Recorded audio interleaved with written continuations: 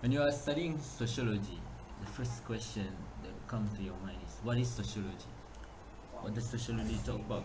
Sociology is the study of social behavior or society, including its origins, development, organization, networks, and institutions. Studies the influence of social relationships, how those relationships influence behavior, and how societies develop and change. So, in other words, it studies about humans, it studies about us externally.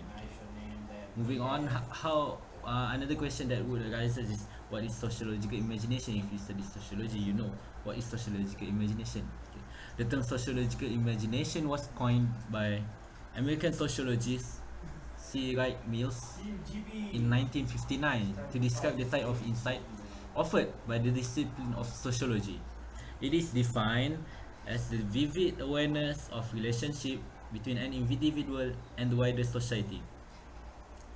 Okay, when we talk about sociological imagination, we will talk about the ability of someone to view one society or event or any occurrence around him or her as an outsider, as someone who doesn't experience it firsthand, rather than from a perspective of our limited experiences and cultural biases. Okay, let's take a really easy example. Eating a candy. One might eat a candy simply because he or she enjoys the pleasure of eating sweet things. However, let's say a person eats candy because of his strong desire to stop smoking, and eating candy is one of his effort in doing so. Okay, but why does he or she wanted to stop smoking? This is maybe due to the society's act, the act disgusted toward people who smoke. Maybe on the other hand, he or she may be too overly self-conscious over his or her mouth bad breath. Although in actuality, not many of us have that. See, okay. Now that's clear. Let's jump backwards to the year 1997, the year that we were born. Most of us, because we're taking sociology and we're mostly same. And see what happened back then. Let's see what happened back in 1997.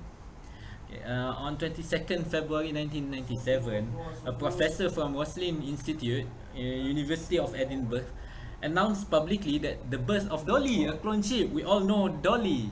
Clone sheep, you know it, right? Oh, yes. Okay.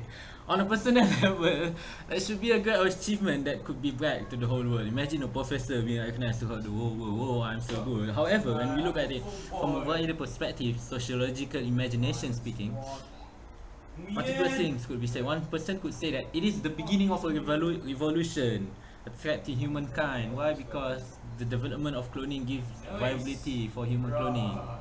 Okay, one could also view it as a desperate measure in order to maintain the dire ecosystem. You know, cloning things that are becoming extinct so that it does not extinct. Okay. Let's take another event in 1997. Bapa ada 3 minit ah.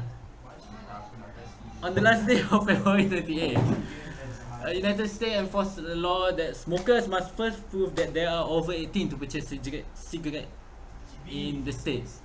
This law is highly due to society's constant nagging towards the youngsters.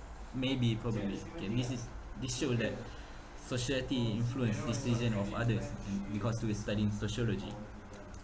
On a wider perspective, when we put sociological imagination into action, you can say that the enforcement of law could degrade tobacco selling because many young people smoke it, and that is something that is inappropriate. That also and such that is so that is that's what sociological imagination is. Well, that's all for me. See you later.